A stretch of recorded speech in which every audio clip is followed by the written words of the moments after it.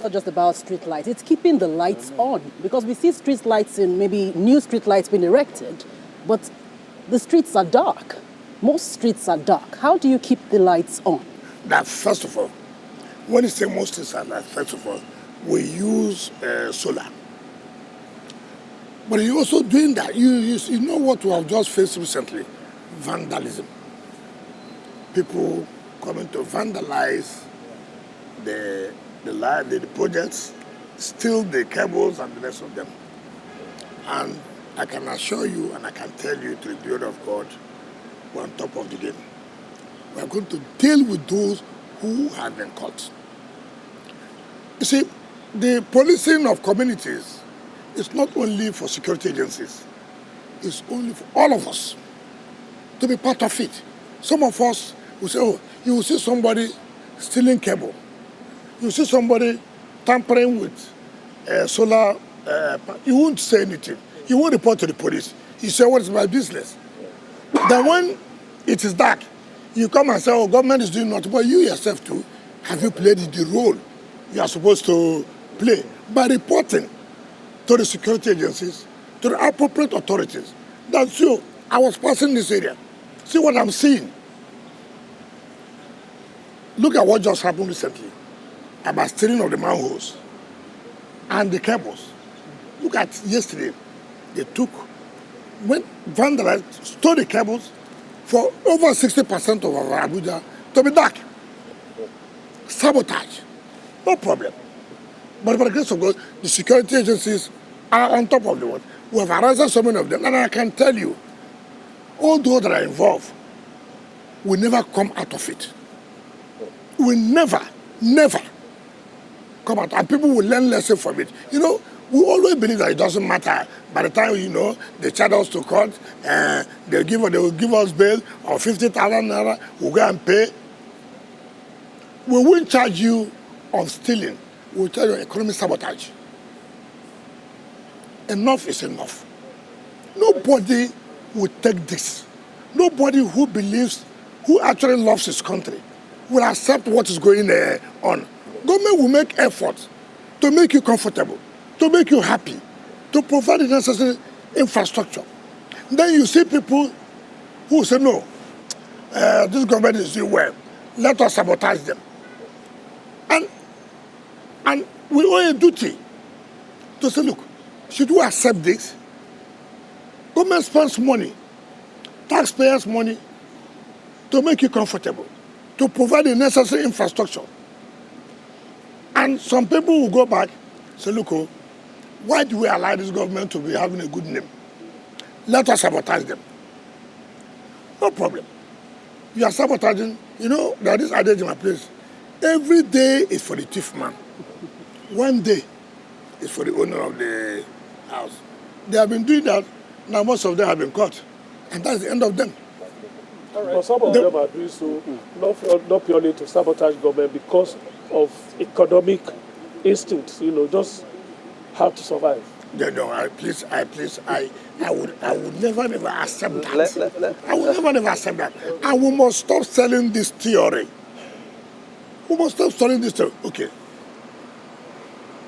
It's so fine. If you say that I'm doing this to survive. Take for example, we bought vehicles for use to enable them a form of empowerment to see what they can do for themselves in life. As I speak to you today, do you know what has happened?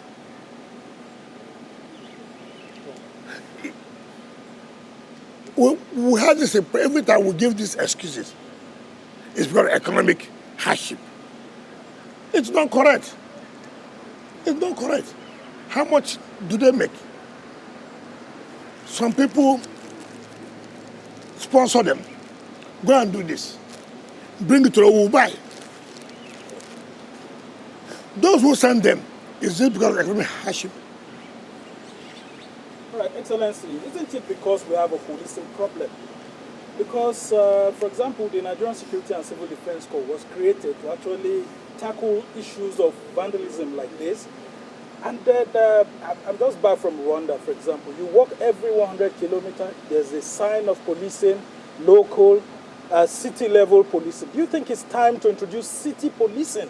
Let's not say state policing, because I mean that may evoke some sense of political arguments here and there. City policing for a city like Abuja. And then secondly, I've seen you visiting together with my former minority leader, Senator Aduda, visiting the Outer Southern Expressway from Apo to Waru to Karoshi.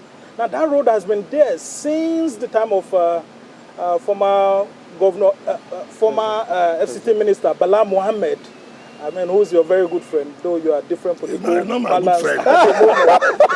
Right from 2010, that project has been ongoing. FCT residents are tired of promises by previous administration, but you have shown some sense of renewed hope that that project could come to fruition under your administration. Should we take you by your words?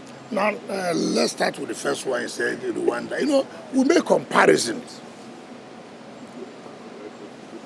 What system does Rwanda run? If Mr. President says he will do that, most of you here, you will take your pen and write all kinds of things. When we're making comparison, we don't even ask, what system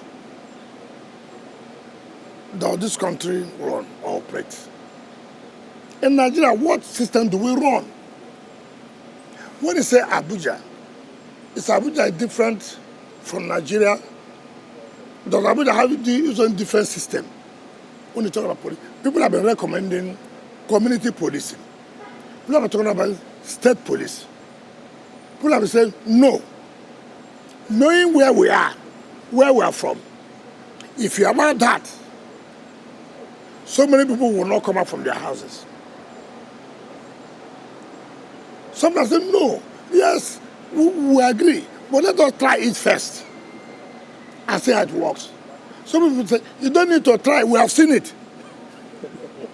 That if you allow state policing today, nobody will oppose any governor. It is either you will die for murder or for armed robbery. So our institutions are not such that are independent. Are you saying this because you are no longer... No, we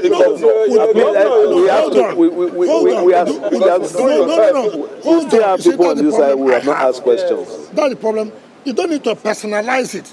And that's the problem that we're having. The mere fact that, yes, I did not support, or I supported police, state police. If I was wrong, I was wrong. If I was right, I was right. What we're saying is that our institutions strong to be independent of manipulation by the system. You see what is happening? Okay, now you say community policing. You go and say United States of America. You see the wrong thing that we always have comparison. Institutions are built strong. Nobody bothers whether American president is there or not. Things will go on. You are there, they were a former president, charging him for all this and this and that. How many people can charge a former president in this country for such crime? If you will see ethnicity, if you will not see religion, if you will not see all kinds of things. So you have to be careful.